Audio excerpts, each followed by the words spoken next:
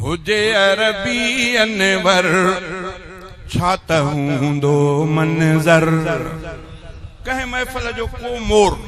चवंदा आहियूं त महफ़िल जो मोर आख़िरी महिमान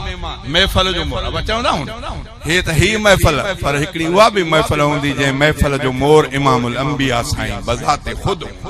चे उन महफ़िल जो मंदर को छा हूंदो बहितरीन अकासी आहे शाइर इस्लाम जी थोरो तवज्जो मां तॾहिं अर्ज़ु कयुमि त मुंहिंजे शेर खे थोरो तवज्जो ॾींदव त ॻाल्हि मज़ो बि ॾींदी सम्झ में बि थोरो तवज्जो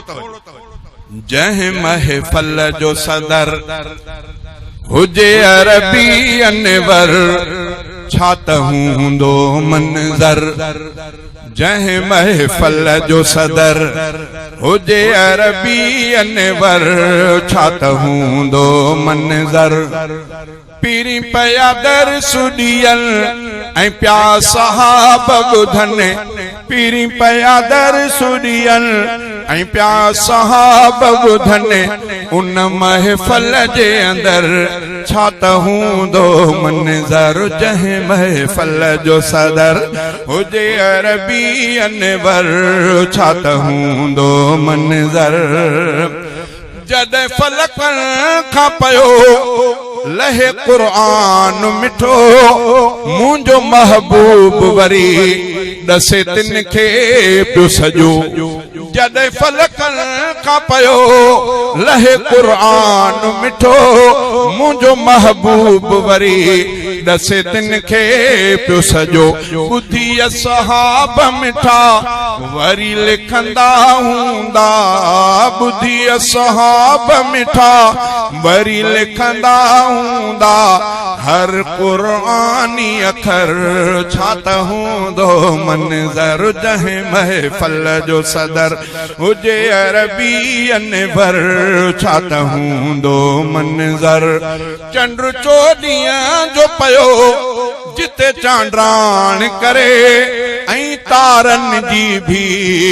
मिठी चमकार हुजे हेॾा सिद्दीक़ उमर होॾा उस्मान हैदर हेॾा सिद्दीक़ उमर होॾा उस्मान हैदर हुजे विच में दिल पर छा त हूंदो मंज़र जंहिं महफ़िल जो सदर हुजे अरबी अनवर छा त हूंदो मंज़र पीरी पया दर सुडियल ऐं प्या सहाब ॿुधनि उन महफ़िल जे अंदर छा त हूंदो मंज़र जंहिं महफ़िल जो सदर जॾहिं मेराज ते विया मिठा महबूब मिठा बैत मुक़द्दस में अगे नबी सब बीठा होया उते ही हुकुम मिलो अव्हां इमाम थियो उते ही हुकुम मिलो अव्हां इमाम थियो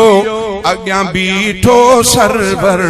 छा त हूंदो मंज़र जंहिं महफ़िल जो सदर हुजे अरबी अनवर छा त हूंदो मंज़र पीरी पया दर सुडियल